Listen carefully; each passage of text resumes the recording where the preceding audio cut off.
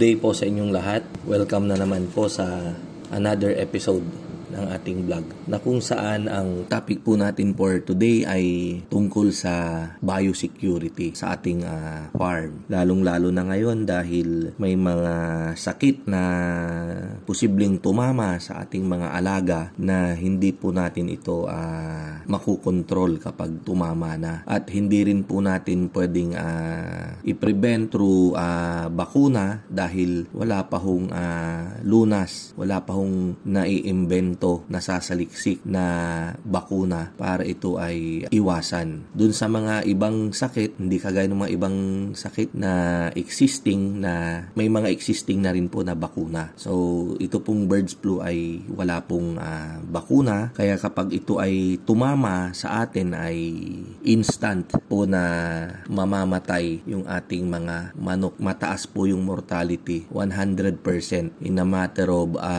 hours or days. Kapag tumama po, daily, nadodoble po yung mortality. Pag 10 yung namatay ngayon, sa susunod na araw, 20, 40, 80. At sa mga malalaking farm, hindi po ganyan, 1,000 po. So imagine, pag namatay ng 1,000, 2,000, 4,000, ganyan po. Ito po yung nakakatakot. Although, pwede naman natin siyang iwasan through biosecurity. Ano nga ba yung mga biosecurity na pwede nating gawin sa farm? Yan. Unang-una po, iwasan po natin yung madalas na pagpasok ng kung sino-sinong tao sa ating mga farm. Lalong-lalo na yung may mga alaga din na ibang manok. So, sakaling hindi nyo maiwasan yung pagpapapasok sa kanila, ay pwede po tayong gumamit ng disinfectant. Number 1 po yan. Maglalagay po tayo ng footbath para dun po ilulublob, isasawsaw yung kanilang sapatos, yung sa swelas. And then, kung sila ay may sasakyan naman, gumawa po kayo ng wheel bath. Yung gugulungan po nung gulong ng sasakyan nila, pwede po tayong maglatag ng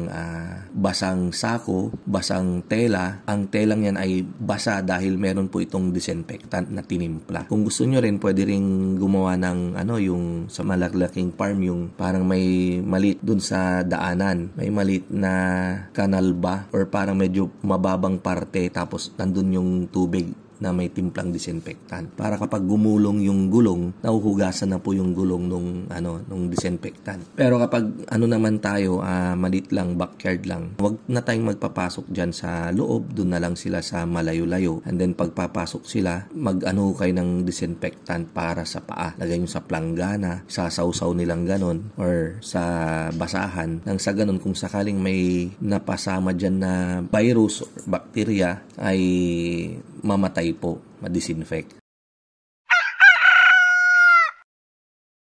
Sa farm mo namin, ganun yung aming ginagawa. Yan. Pero lately, nung mga nakaraang taon, merong nakaligtaan na gawin. Napaka-strict po natin sa pagpasok ng sasakyan, pagpasok ng tao sa ating farm. Pero may nakaligtaan po yung tungkol sa yung sa delivery, yung sa tray. Di po ba kapag kayo ay humarvest ng itlog, kapag tayo ay humaharvest, nilalagay po natin ito sa tray. At yung tray naman na yan, yung paper tray na yan, dinideliver natin dyan sa palengke. Pagdating po sa palengke, pinapalitan po nila. So halimbawa, kung 10 cases, 120 na tray yung dineliver natin ng itlog. Si Aling Tindera, pinapalitan po niya yung tray na dala natin. So, kung 123 yung pinaglagyan natin ng itlog, pinapalitan po niya yan ng panibagong tray. Second hand na tray. And then, yung tray na yon iniuwi po natin dyan sa farm natin. Marami pong nagkamali sa sistemang yan. Hindi po nila nalaman, hindi po nila naisip kaagad na yung tray pala na sinosole sa kanila ay possible na contaminated nung virus. Maaring yung manok na nangitlog nung itlog na nilagay doon ay possible na may tama nung birds flu or nung anything na sakit.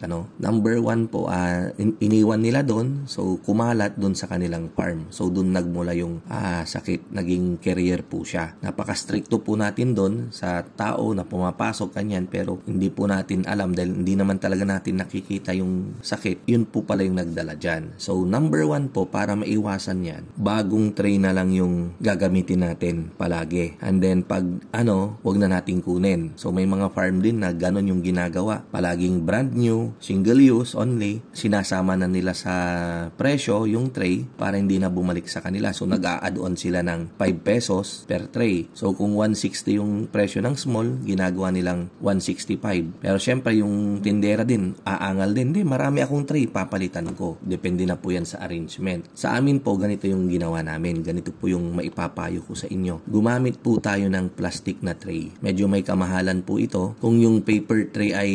480 pesos, 4.80 centavos ang isa, itong plastic tray ay nasa 14 pesos ang isa, pero ito naman ay reusable.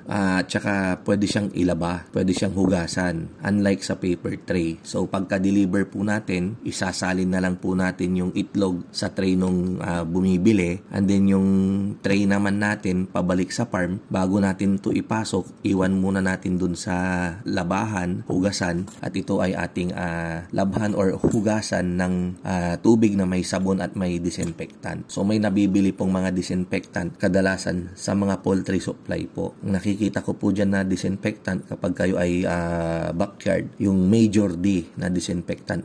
Sachet po yan na nabibili. Yan. So magtanong po kayo sa mga poultry supply ng Major D na disinfectant. Pero ang pinakamabisa po, pero ingat po kayo sa paggamit. Ang ginagamit po namin na pang-disinfect na mura at napaka-effective ay formalin. Yung takip po ng mineral water na 500 ml, kahit na 3 ganun lang po yung ihahalo nyo sa 16 liters na tubig. Napaka-effective po yan. Kaya lang, ingatan nyo po yung inyong mata or kapag may open kayong sugat dahil mahapdi po, tsaka masakit sa ilong at mata. So, wag nyo pong lalanghapin. Delikado po. Tsaka wag po kayong mag-stock niyan sa bahay dahil lalo na may mga bata. Delikado po yan. Kami po sa farm, hindi po kami nag-i-stock. Kung may sakaling matira, talagang sinusulatan namin ng formalin, lason, yung ng bungo, ganyan. Para lang, tapos nilalak namin sa lugar na talagang identified na taguan talaga yun nung disinfectant or formalin. After nating malabhan, ipatuyo natin, the following day, pwede na po ulit natin siyang gamitin. Pwede na nating ipasok doon sa bodega natin, doon sa ating manukan. Yun po yung napaka-safe na sistema ng biosecurity. Ayun din yung mga ibon, actually hindi po natin makontrol yan. So lalo na yung mga maya, carrier din po sila nung sakit na yan. Hindi rin po talaga natin makontrol dahil hindi naman po tayo pwedeng maglagay ng net, lalo na kapag yung farm may ganito po sa farm namin kalaki. Maglagay man tayo ng net, pwede pa rin silang makalapit, di ba? Sa akin, pagdating po sa mga ganyang ibon, ang inaano ko na lang po ay sakaling may sakit yung mga ibon na yan, baka hindi na sila makalapit sa tindi nung epekto nung sakit na birds flu. Pangalawa, kung sila ay galing man sa isang farm na tinamaan, yun nga po, hindi na sila makakalipad ng malayo. Pwera na lang kung may farm tayo na malapit lang sa atin. So palipat-lipat lang yan. Pero sa akin po kasi dun sa pinagtayuan ko ay wala pong farm. Dun po sa bayan namin, parang 2 lang ata kami na may farm doon. Mas pinapansin ko po yung migratory bird, yung mga ibon na puti, yung ang tawag dito, heron ba, tagak, mahaba yung leeg. Yan daw po kasi yung carrier din, possible carrier, dahil yan po ay nanggagaling sa China, sa Russia, ganyan. Ganun po kalayo yung kanilang posibleng di pa rin. So, sana nabigyan ko na naman kayo ng dagdag kaalaman regarding sa paitloging manok. Kita-kita po ulit tayo sa mga susunod nating video. Yan, maraming salamat po. Mabuhay po tayong lahat and God bless.